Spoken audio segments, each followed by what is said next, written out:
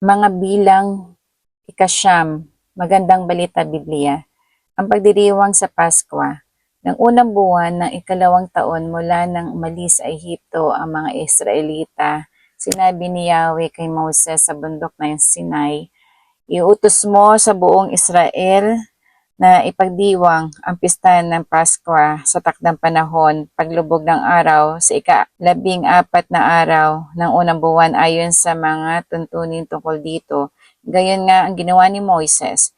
Pinagdiwang nga nila ang pista ng Pasko sa ilang ng Sinai noong gabi ng ika-14 na araw ng unang buwan. Noon ay may ilang taong nakahawak ng patay, kaya't ang mga ito'y tinuring na marumi ayon sa kautusan at hindi maaring sumali sa pagdiriwang ng pista ng Pasko. Dahil dito lumapit sila kina Moses at Aaron. Sinabi nila, "Totoo ngang kami marumi ayon sa kautusan sapagkat kami nakahawak ng patay, subalit dapat bang kami pagbawalang mag-alay ng handog kay Yahweh kasama ng mga Israelita? Maghintay kayo kung ano ang sasabihin sa akin ni Yahweh tungkol sa inyo," sagot ni Moses.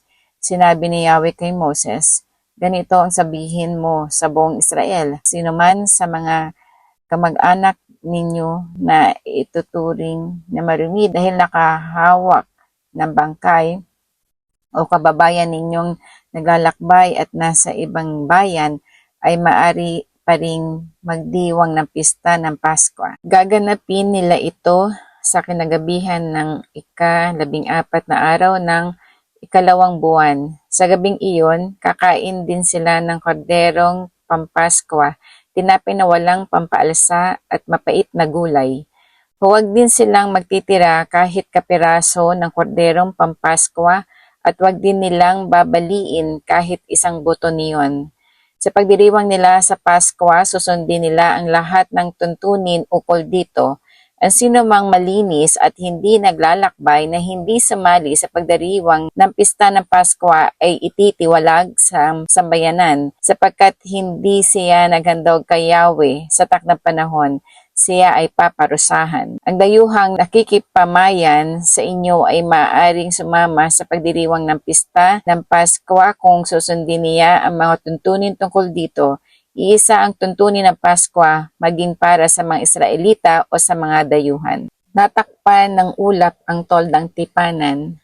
Nang maitayo na ang tabernakulo, ito ay natakpan ng ulap. Kung gabi, nagliliwanag itong parang apoy. Ganoon ang palaging nangyayari. Ang toldang tipanan ay natatakpan ng ulap kung araw at ang ulap ay nagliliwanag na parang apoy kung gabi. Tuwing aalis ang ulap sa ibabaw ng toldang tipanan, ang mga Israelita ay nagpapatuloy ng kanilang paglalakbay. Kung saan ito tumigil, doon sila nagkakampo. Nagpapatuloy sila o tumitigil sa paglalakbay ayon sa palatandang ito ni Yahweh. Hindi sila lumalakad habang nasa ibabaw pa ng tabernakulo ang ulap. Hindi sila lumalakad kahit na magtagal pa ang ulap sa ibabaw ng tabernakulo.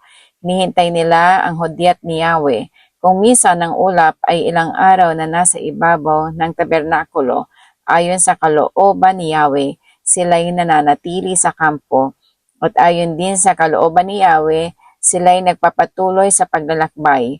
Kung minsan, isang gabi lamang ito sa ibabaw ng toldang tipanan at kung minsan na may maghapon at magdamag. Kapag pumapaitaas ang ulap, sila'y nagpapatuloy.